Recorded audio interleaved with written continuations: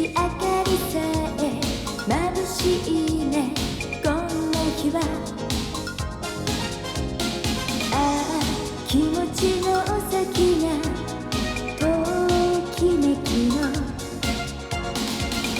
境界線からちょっとはみ出しそう。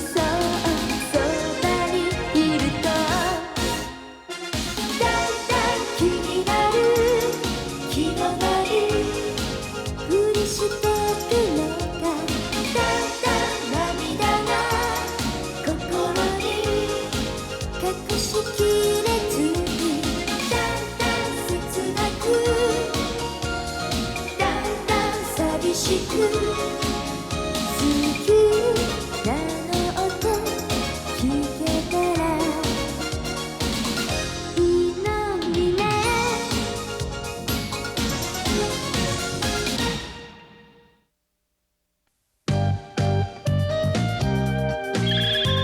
スープと麺。家庭部の星村さんが冷やし中華を家庭欄で取り上げるというので、山岡さんと2人で取材に同行することになりました。俺は冷やし中華なんて興味ないね。だいたいあんな食べ物に中華なんて言葉を使わないでくれと言いたいぐらいだよ。あら、山岡さんって意外と権威主義なんですね。なんとでも言えよ。冷やし中華なんて食えたもんじゃないってことを教えてやるから。ここが銀座じゃ一番美味しいって評判のお店よ。2つを餃子2人前お願いします。やっと入れたわね。40分も待ったわ。いらっしゃい。何にします？冷やし中華3つ美味しく作ってね。うちの店はいつだってうまいよ。だからこんなにお客が来てくれるんだろう。たく変なこと言わないでくれよ。お愛想のつもりで言ったのに。感じ悪いわね。やばいな。店の人間が思い上がったところでうまかったことってないぜ。お待ち。へえ、これが銀座で一番美味しい冷やし中華？食べてみましょう。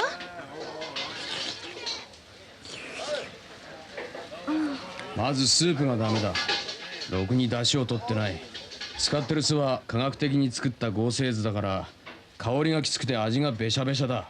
そしてこの化学調味料の使い方の凄まじさときたら舌が麻痺するぜ。おまけに砂糖を嫌というほどぶち込んでくれて、これじゃまるでシロップだよ。山岡さんやめてください。麺に乗ってるキュウリは農薬漬けでいがらっぽい。薄焼き卵は鶏卵自体が薬漬けだから生臭い。ハムときたらいろんな肉の寄せ集めで添加物の塊のプレスハム。また麺が問題だ。質の悪い粉を使っているからコシを出すために乾水の使いすぎでまあ重曹臭いこと。おまけに卵を使っているように見せるために黄色く着色までしてるぜ。貴様はよくも言いたい方だよ。我々が美味しいと思って食べてるものにケチつけやがって。ガイドブックを鵜呑みにしてありがたがるな。うまいかまずいか自分の舌で判断したらどうなんだ。この野郎営業妨害しやがって。やめて。誰か止めてください。そりゃ客に暴力振るとは何事だ。中松さん。妙なところにあるじゃねえか。話せ。貴様も仲間だな。警察に訴えてやる。俺がその警察よ。噂を聞いて食べに来てみりゃあんないい加減なものを食わせやがって。おまけに暴行未遂の現行犯だ。てめえこそ逮捕するぞ。ご勘弁を。やれやれ、冷やし中華なんてどうもいい加減な食い物だね。この企画は取りやめた方がいいのかしら。いや俺はかえって冷やし中華に可能性を見出したね。可能性？冷たい麺、冷たいスープ、冷たい具、その組み合わせでうまい麺料理を作ろうという発想自体はいいと思うんだ。へえ、権威主義者が冷やし中華肯定派に180度転向したんですね。俺は真理と美味の追求にかけては極めて柔軟な精神の持ち主なんだ。おお、柔軟な精神ってのはいい加減で調子がいいってことかい？何？いけない。インタビューの約束があったんだ。あら、どなたと？榊原さんという有名な食通の人がいるんですって。榊原さん？ええ、その人に銀座大発飯店のコック長が紹介してくださることになってるの。中国人のコック長より中華料理に詳しい人らしいわ。そんなすごい食通の人が冷やし中華についてどんなことを言うか聞いてみたいわ。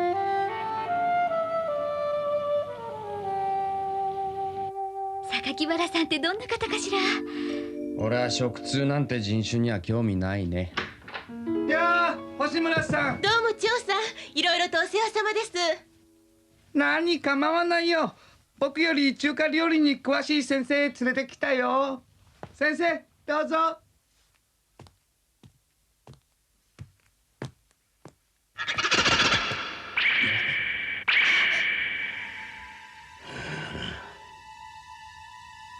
またこの二人か。榊原さんですね。はじめまして。私、東西新聞の。私は榊原ではない、貝原だ。これがあの貝原雄山。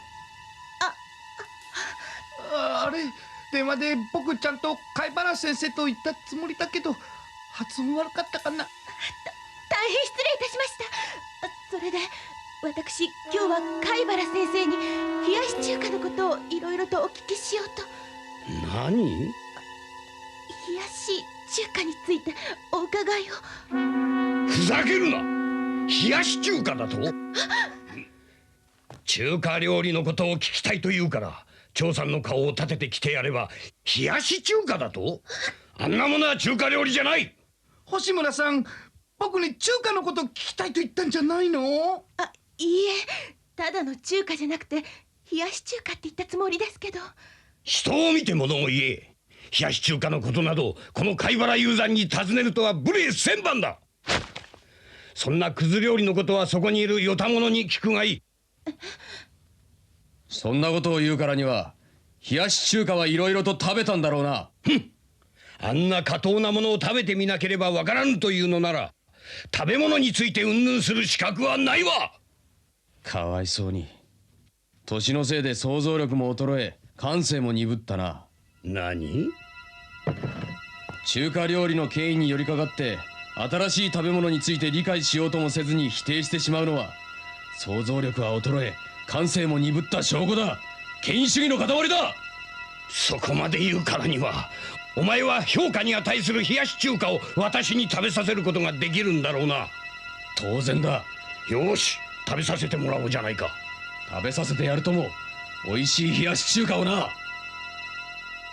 山岡さ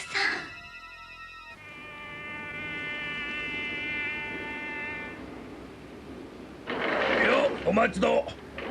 ほら、めぼしいところの麺をいろいろ揃えて持ってきてやったぜ。ん、ご苦労様でした。これが東京の黒髪製麺の麺、これが大阪の今住製麺の麺、九州の白福麺もある、札幌の北方製麺の麺、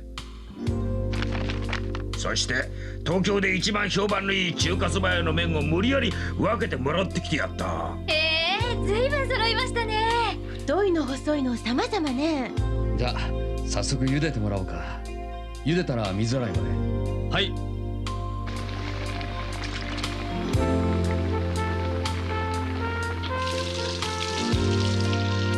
かつおだしのつゆをかけましょう。麺だけ食べるよりこの方が麺の味がよくわかります。どうぞ。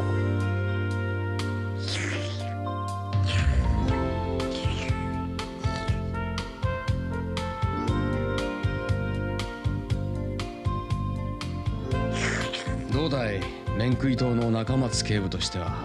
どれもこれもうまみのねえ麺ばかりだぜ。俺は一番いい麺ばかり揃えたはずなんだがな。まず粉が良くないんだ。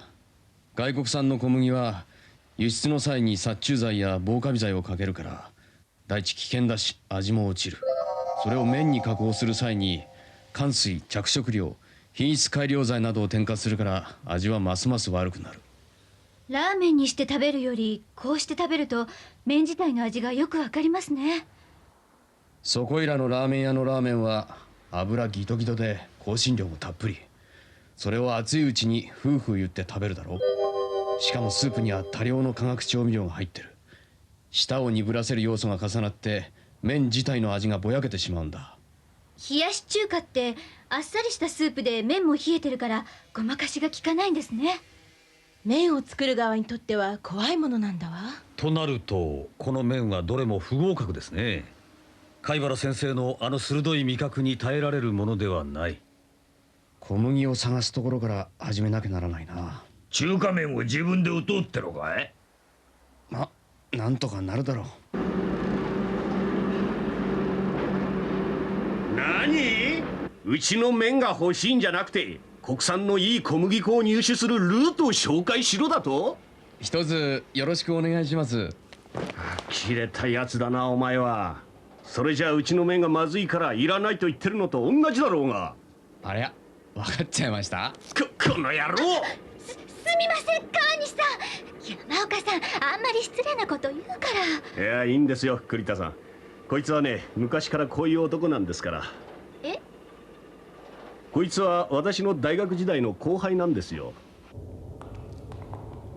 うちは製粉してから一貫してやってるわけだが、確かに飲食店に卸す麺は輸入の小麦を使ってる。国内産の小麦の方が安全で味はいいのが分かってるんだが、なんせ高くてね。それに飲食店は少しでも安くしろと要求してくる。そうなると上等とは言えない原料で見た目のいい麺を作らざるを得ないわけだ。だからといってそれが添加剤を使うことの言い訳になるとは思わないけど。お前の言う通りだよ。ラーメン屋も我々も利益を第一に考えてお客のことは二の次になってしまってる。山岡、うちの麺はいらないと言ってくれて感謝するよ。初心に帰って美味しくて安全な麺を作ることに全力を傾けるよ。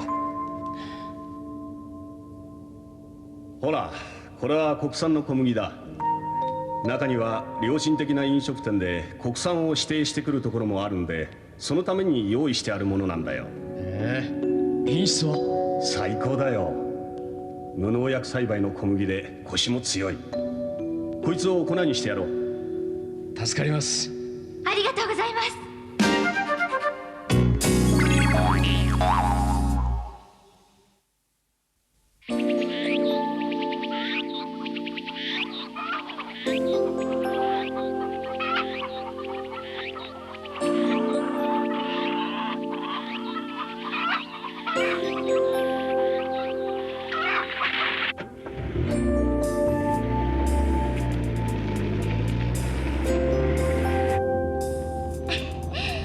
いい鶏と卵が手に入ってよかったですね。2歳なんですってね。ああ、粗悪な中華そば屋はブロイラーの柄で出汁を取るが、餌も育て方も不健康だから臭くてまずい。しかも生後2ヶ月かそこらで肉にしてしまうから、スープを取っても十分に味が出ないのさ。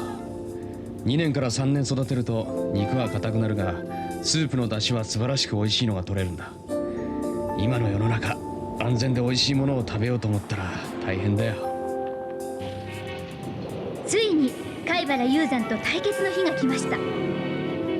麺作りは日頃親しく付き合いのある周海徳さんの娘さん夫婦ウォンさんのお店にお願いしました。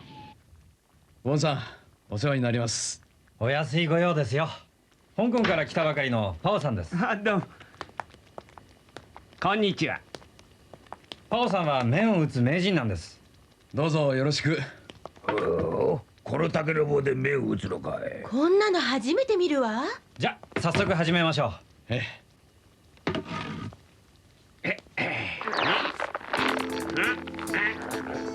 こりゃすげえ。これならコシの強い麺ができるはずだわ。特別美味しい麺ができること間違いなしですね。さてスープの方は？山岡さんの持ってきた鶏を内臓を抜いて丸のまま煮てます。いい出汁が出てますよ。上に乗せるチャーシューは？中松警部が昨日持ってきてくださった豚肉を焼いておきました。黒豚の肩ロースだぜ。いい黒豚探すのに苦労したんだから。よし、これで準備は整った。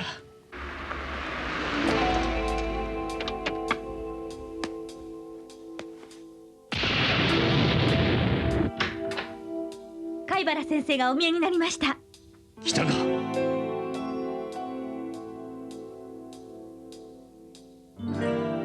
お前前がどんなものを食わせるのか知らんが、用意はいいんだろうな。食べさせてやるとも。本当に美味しい冷やし中華をな。もうできたよ。よし、じゃあ麺を切ってもらおうかな。そのまま切っちゃうんですか？大丈夫ですよ。ほら。呆れたね。中国人の知恵には脱帽するしかないよ。さあ、スープの仕上げをするぞ。ブロイラーを使ったスープは臭くて飲めたもんじゃねえが、こいつはうまそうな香りがプンプンしやがる。スープをこして醤油の香りは強すぎるので酒とみりんを足して一煮立ちしたものを使う。醤油は国産の大豆と小麦だけから作った本物の醤油。みりんはもち米と本物の焼酎だけから作る本物のみりん。酒は米と米麹だけで作った純米の名酒だ。これに浙江省の酢を入れて風味をつける。味も香りも抜群だ。よし、これでスープはできた。山岡さん、焼き豚はこんな感じに切ればいいですか？ああ、ちょうどいい。薄焼き卵ときゅうりの塩もみもその調子でお願いします。はい、これ麺ね。できたよ。ああ、見事だわ。ほんと、一本一本細くて薄くて。ああ、茹で方も完璧だ。パオさん、ありがとう。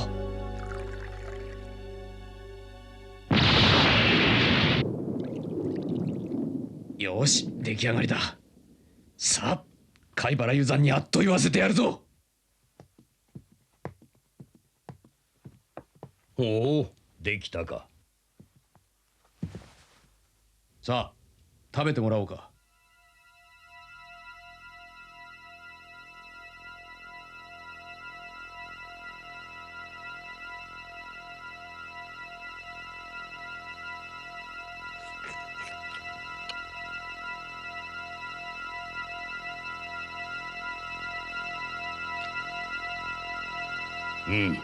出来のいい麺だ。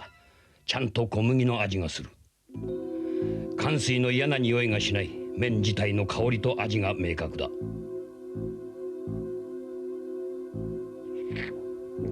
おお、いい出汁が取れている。使ってるのは鶏だけか。調味料もおごったな。本物の材料でなければここまで軽やかな味は出ない。この酢は、なるほど、中国の酢を使ったか。この焼き豚はよくできている。ちゃんとさつまいもを食べさせて育てた黒豚だ。農薬はもちろん除草剤も使わずに育てた本物のキュウリ。この卵もなかなかだ。青草を十分に食べさせ健康に育てた鶏の卵でなければこれだけの味は出ない。すごいわ。貝原雄山がこんなに褒めたのを聞くのは私初めて。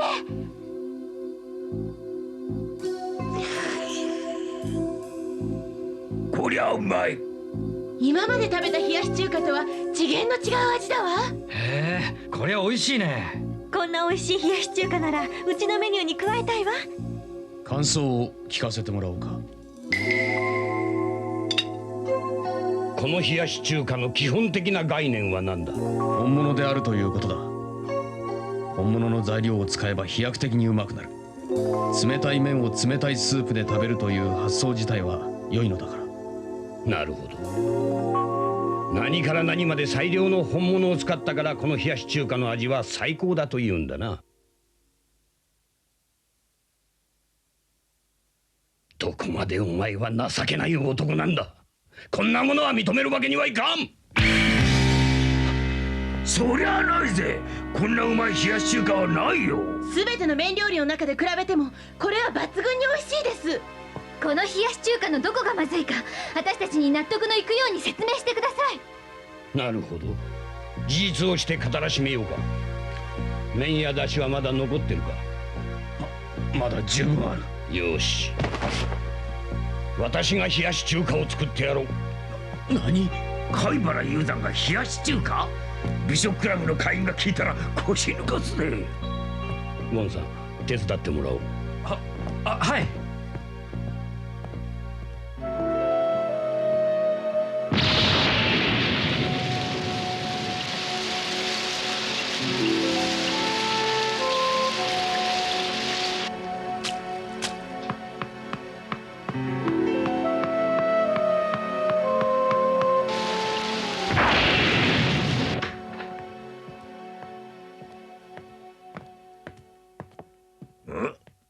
なんで山岡の旦那が作ったのと全く同じじゃねえか。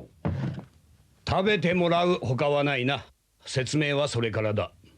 よし、わかった。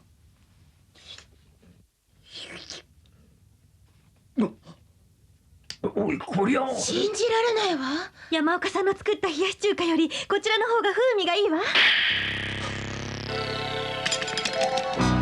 これに比べると山岡さんのは麺、スープ、具の一つ一つは美味しいんだけど、それぞれがエゴを主張していて味にまとまりがないわ。一体どうしてこんなことが。問題は調味料だ。よく味わってみろ。そうか、そうだったのか。一体何だったんだよ。全部中国のものだ。醤油も酒もみりんも俺は国産の一番いいものを使った。ところがこれに使われている醤油も酒も全て中国のものだ。それで独特の風味がしたのね。考えてみるがいい。いかに冷やし中華が日本で考案されたものであろうと、中華料理の材料を使っていることに変わりはない。一番大事な出汁も中華料理の材料と技法で作られている。上に乗せる具の焼き豚も中華料理のチャーシューだ。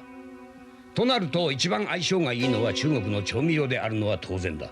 醤油も酒もみりんも日本のものとは風味が違う。お前は一つ一つの材料には心を砕いても全体の組み合わせと相性には無関心だったのだ。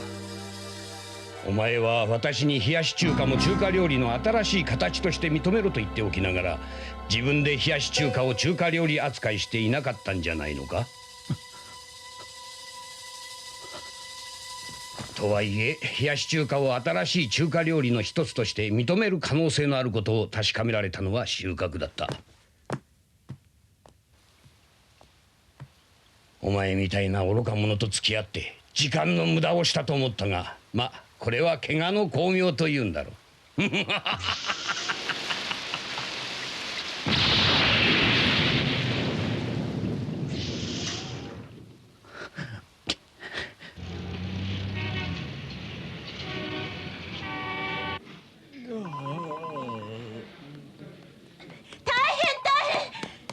くテレビをつけて。貝原雄山が料理番組で冷やし中華のことを喋ってるわよ。あ、本当？冷やし中華を中華料理じゃないと言ってバカにする人がいるが、中華料理はいつでも新しい料理を開拓してきた。冷やし中華も作り方によっては立派な中華料理になるんです。先生、どうもありがとうございます。味比べでは山岡さんが負けたけど、こうして冷やし中華を中華料理と認めさせた点では山岡さんの勝ちになるわね。そうよ、絶対そうですよね。さすが山岡さんだわ。山岡さん、やったー。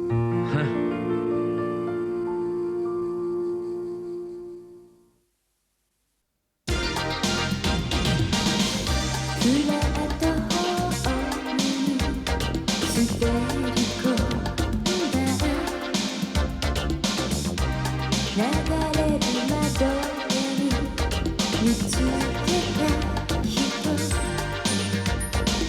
声かけずにどっと見送るわ。昨日と同じよ。 Love is pain 人並みに Love is pain 紛れてく一瞬の幻に心が痛かった Just one line 一つだけ Just one line あなたには永遠に聞こえない言葉がある好きよあなたが